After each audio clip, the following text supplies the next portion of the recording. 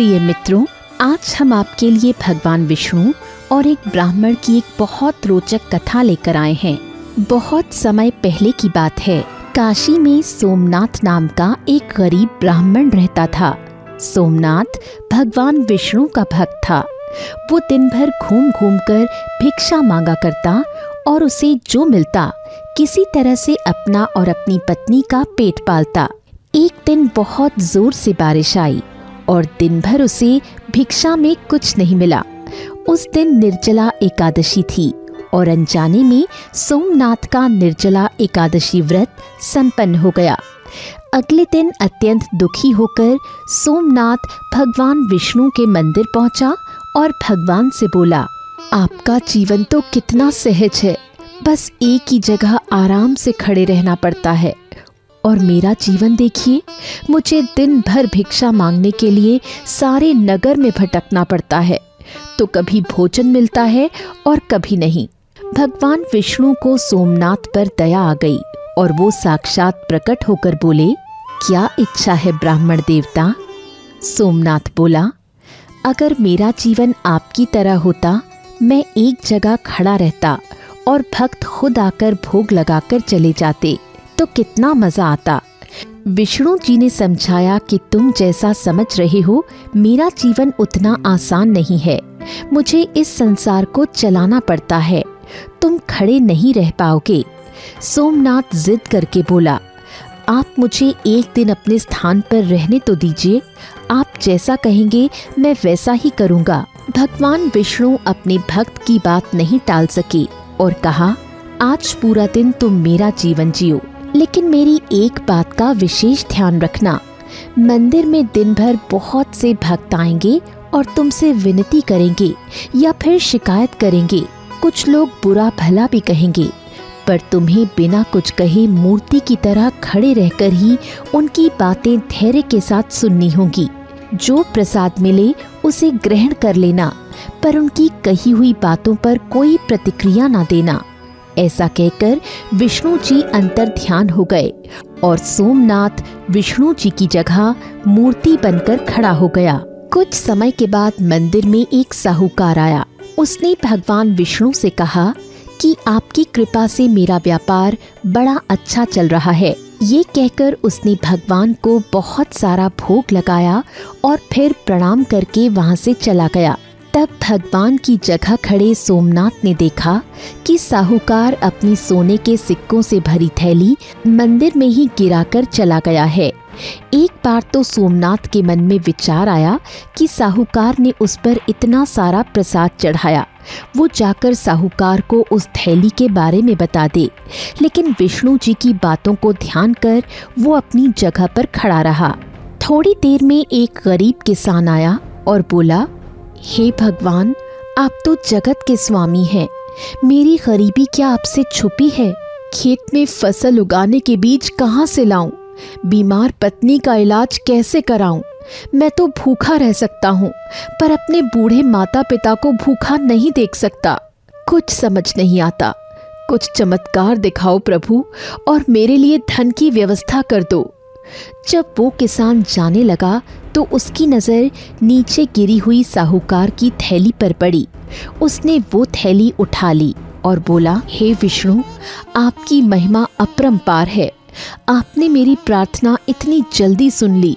अब मैं अपनी पत्नी का इलाज करा सकूंगा।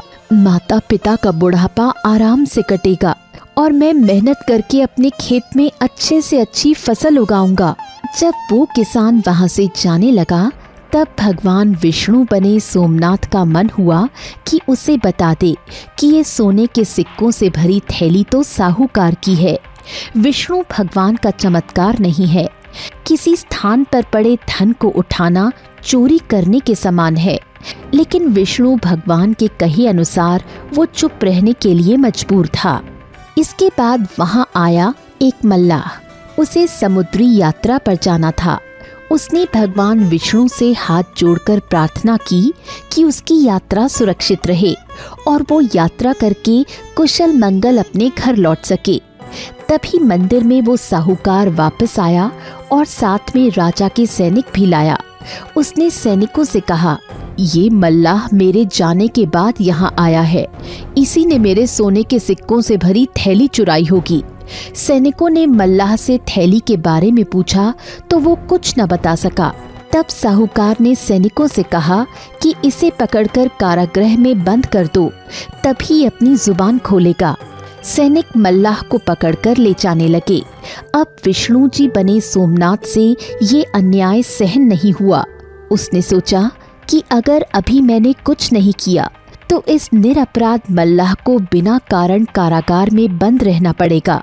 तभी सोमनाथ भगवान विष्णु की मूर्ति में से बोल पड़ा कि ये मल्लाह निर्दोष है, सोने के सिक्कों वाली थैली किसान ने चुराई है। सबने भगवान विष्णु का चमत्कार देखा।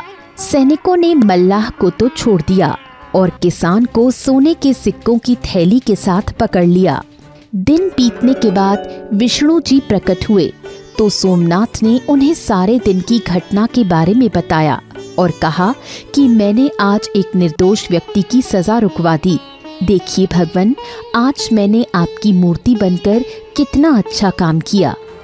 तब भगवान विष्णु बोले, सोमनाथ, ये तुमने क्या कर दिया?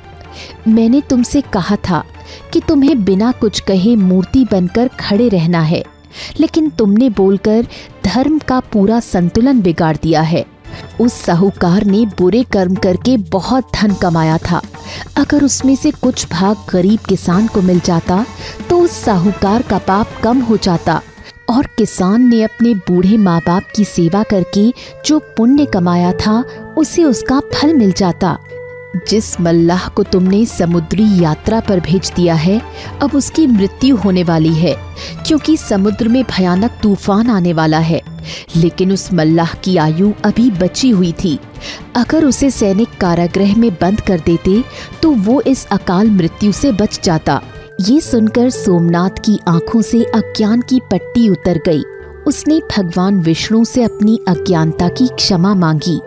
अब उसे ज्ञात हुआ कि जो उसकी आंखें देख रही हैं वो जीवन का एक पहलू है, लेकिन जो कुछ भी घट रहा है उसके पीछे की वास्तविकता को मानव नहीं देख पाता। सोमनाथ भगवान विष्णु के चरणों में गिर गया और बोला, प्रभु, मैं कितना अज्ञानी था जो एक दिन भोजन न मिलने के कारण आपको दोषी मान रहा था। तब भगवान विष्णु ने उसे कहा कि उस निर्जला एकादशी के दिन के उपवास के कारण तुम्हें मेरा एक दिन का जीवन जीने का मौका मिला है। ऐसा कहकर भगवान मूर्ति में परिणत हो गए। सोमनाथ सब समझ चुका था कि जब भी मनुष्य के साथ कुछ बुरा हो तो उसे अपना धैर्य न खोकर ये समझ लेना चाहिए कि इसके पीछे जरूर भगवान की कोई न कोई योजना छुपी हुई है। अगर हम अच्छा कर्म करेंगे तो उसका फल एक ना एक दिन हमें जरूर मिलेगा। दोस्तों, आज की कहानी कैसी लगी कमेंट करके जरूर बताइए।